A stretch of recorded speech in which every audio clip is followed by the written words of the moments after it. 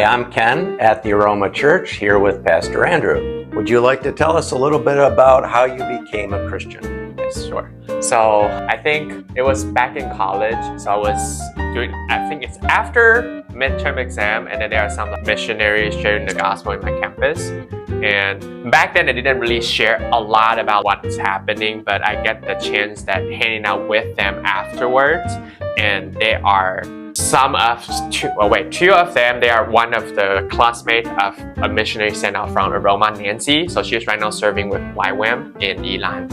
And she brought me to Aroma. And fast forward, I joined the church, but it's more like, oh, it's a fun thing because I think the vibe in the church is really interesting. And then everyone is so happy and joyful, and I wanted to know why and how. And one intern, a vision intern, and he taught me, like, hey, do you know how to pray? I'm like, no, what is praying? And he shared about the Lord's Prayer and an example of how you should pray. So during my mandatory service 4 months in the army, that I learned to just give thanks to God. And by the end of April, so I think it's on the 4th month, that all people in my squad, they were talking about, hey, what are you gonna do after the army? And I thought they were talking about this Sunday, this coming day off, what are they gonna do? And then I'm like, I'm gonna go eat back then it was a really famous barbecue grill in Taichung, where my boot camp was. And because my brother studied his master's degree, so I usually stay there. And then I'm gonna do that. I'm gonna go eat yummy food with my brother. And then they were like, what are you gonna do afterward? What kind of job you gonna do? I'm like, shoot, I was like not really thinking about that. So that night I pray a prayer of like, hey God, thank you for protecting me, not getting sick and not getting hurt and anything. And then in the end, and I'm like, I pray and then I exhale like, God, I know from the Bible I didn't know a lot about who God is, but I know that God is our provider. So I say, hey God, then can you help me with my job? Give me some hints or tell me what to do, or just give me a job. And that Saturday, I received the voice message from the intern, and then he was like, hey Andrew, how are you? And how's everything? Haven't seen you for a while and wonder like, how's the army? And then he brought it up of, hey, we have short-term team during the summertime and we need help. And he say we need interpreter who is able to translate things from Mandarin to English and English to Mandarin. And it got paid. And I think that moment is super real for me. And I think I was learning a little stuff, like baby step each time I go to church or hang out with friends. And I think that 4 month I don't have chance to go to church because I was staying in Taichung instead of coming back to Taipei. And I think that moment is a really real moment for me that realized, oh, if there's no God, there'd be no missionary, no aroma, and this opportunity won't happen. And I think what really hits me is I was hanging out with my brother, so I didn't even have chance to tell him, hey, I'm looking for a job. I didn't tell my parents because back then we don't have a really good relationship. But I was really amazing. I was amazed by it. Like, oh wow, I just prayed a prayer and then now the job is here. And I think that's the moment that for me that I come to a point that I say, oh, I believe in you, God. Because before it probably like for me that it's like, oh, it's a Christian. I can add Jesus to one of my religion, more like that, but I wanted to get to know him more. But it's more like, oh, there's more God, the more blessing, cool. But I think that moment is to realize that I didn't do anything in the temple, I didn't burn incense, but I just prayed to God and then he answered. So I think that it's that point I become a Christian, and I get, after the short-term team translator, I have a chance to join the coffee team. And that summer, by the end of that summer, Chris was asking me if I would like to stay and join the church, be an intern for 1 year and then full-time staff for 2 years, and 2022 being able to become an associate pastor at this church. What was it initially that attracted you to the Aroma? I think, like I mentioned, I didn't have a good relationship with my parents, and what I see is, why I was thinking about why you Christian, you could be so happy. Because I get to know them, they have like, oh, my parents didn't really support or want me to have a gap year and then be a missionary to Taiwan because I want to share the gospel. Or most of the missionary I know, they are fundraised. And they say, oh, I don't know if I have enough money to stay, this and that. And I'm like, so I probably need to leave by the end of the month. And it seems like you lack of lots of things. Like, why can you be so joyful? And I really wanted to know, what is the secret? Because I didn't have a good relationship with my parents, and really wanted to, I want to say, be reconciled with them or be good with them again. And then I wanted to know who this God really is, so I can know Him, then I can have good relationship with my family. How old were you when you decided not to follow in your footsteps of your parents following their religion? I think it probably started from maybe freshman in college, because I was pretty religious and I follow. And then I think in high school I started asking a lot of questions to my grandma and my parents of like, why do you burn incense? Why is this time we need to do that? And I'm a really I want to know why person, because I want to know what's the action behind that. And then they just say, I just follow my parents. What's the significant meaning behind that? And then they cannot really give me a good explanation besides that my parent did this, so I follow them. And then I'm like, no, but if what we did is wrong. And then the more I'm trying to ask questions, I'm like, no, there must be something bigger and better than that. So I think it's on a journey of trying to figure it out. What is this everything all about? And I think I had the opportunity in college last year. So it's a long journey, but I wasn't really devoted into looking for what is the truth, but more like, oh, if I can worship to this God, cool. If not, maybe there's something better.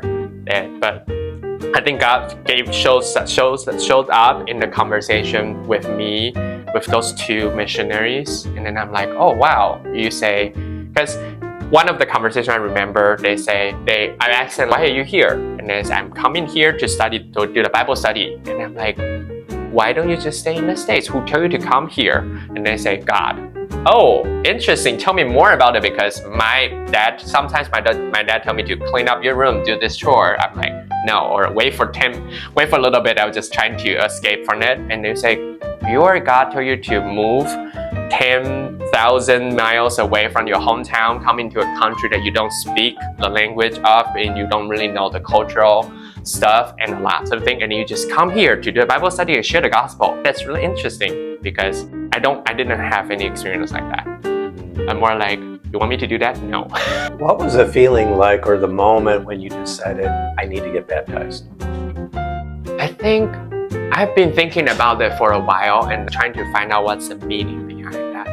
And I think for me that just my heart be ready, because I think most of the stuff that I'm doing, I say a list of what is being a good Christian, coming to church or serving and do everything. And then I think the moment of I told Chris and the staff back then I wanted to be baptized is, I think I'm ready, and I wanted to announce to the whole world that I wanted to commit into this relationship and no turning back. And I want that people to witness of what God has done in my life, and He's going to keep doing that. Chris is the lead pastor here at the Aroma. How do you go from accepting Jesus to becoming the pastor? Envision's mission statement, I think his mission statement, or what they believe or what they wanted to do, is to raise up more missional leaders.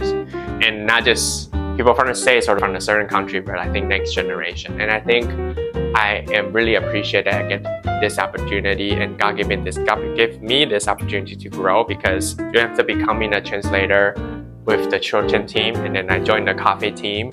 And that summer, they say they're gonna do an internal review, because the